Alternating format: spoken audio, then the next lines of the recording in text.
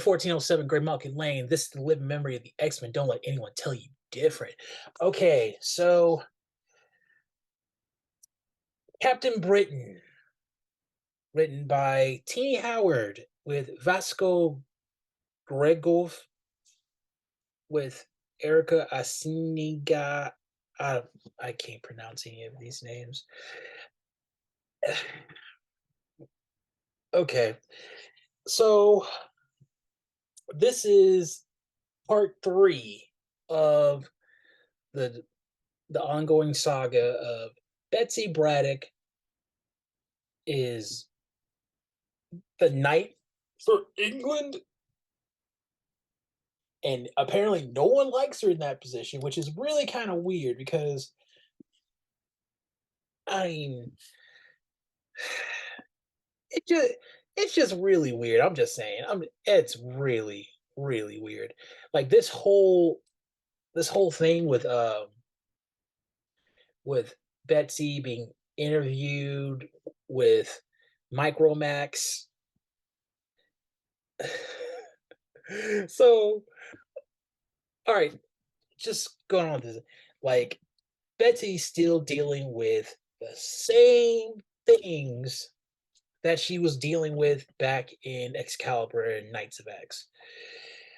Uh, she has the Captain Britain mantle. Nobody in England wants her to have it. They don't even know why she has it because they thought Brian was the guy, and he doesn't even want it anymore. So it should have been a whole ceremony or something. Like, you would think in this current age where like the future is female, no one would say anything about Betsy at all. But in the middle of the interview, she gets a message from another Captain Britain, and I hate talk show hosts. Like, this little part, the mutant psychic episode, eh? Well, that's convenient. I'm like, I'm gonna pop you in the mouth. If you don't have anything nice to say, don't say it at all. But going back, Betsy just cuts. She with Ruby Rose, I mean Rachel, are coming to the rescue for a dinosaur Betsy. Okay, so apparently this was a world where like the dinosaurs evolved, but they're the same size. Like the it, I love the name Britannica Rex. Also, I like Rachel's new name, Ascani. It makes sense. Like, there's so much.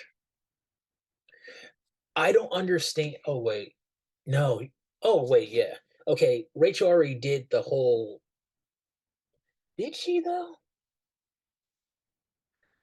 All right. See, I have questions with Rachel. Did she already do the Ascani stuff already?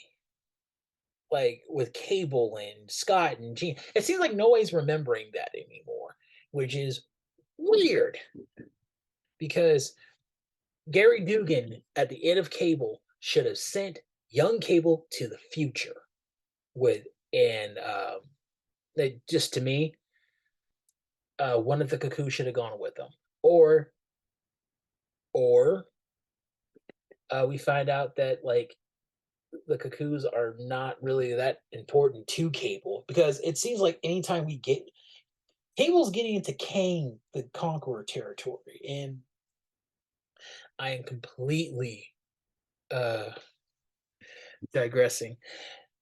Uh all in all, like this book does a lot of setup.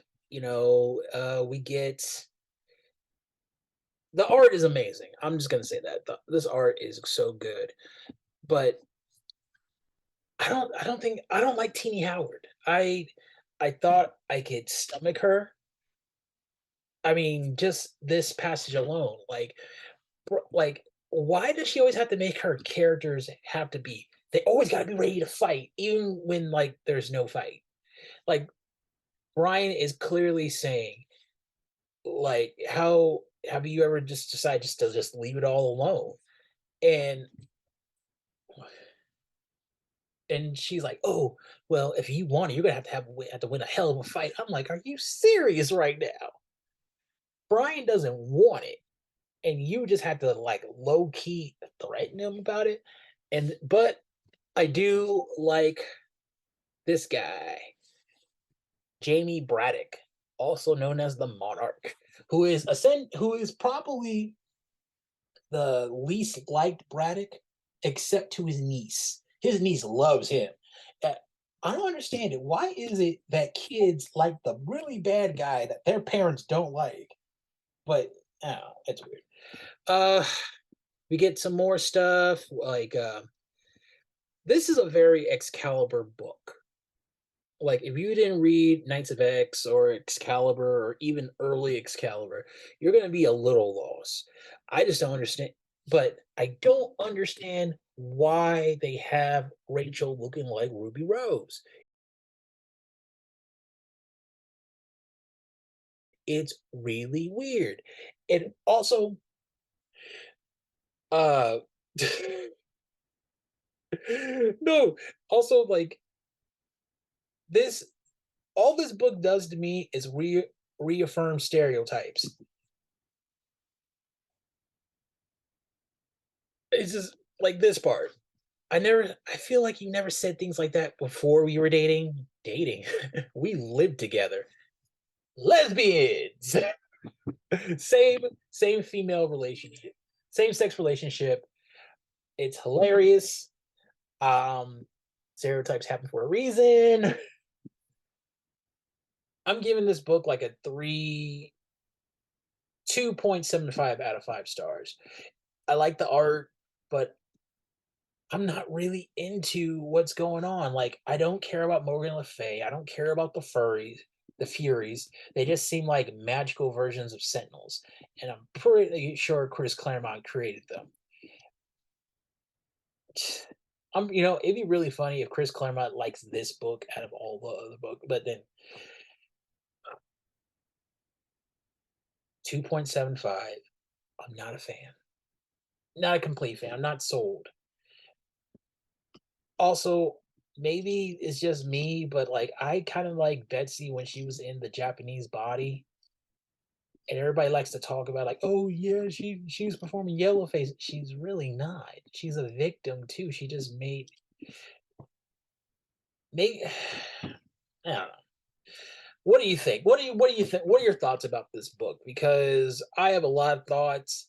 I wanted to have a Psylocke aficionado telling me like why is this awesome, and they both couldn't do it. So I'm 1407 Great Mountain Lane. I'll see you soon.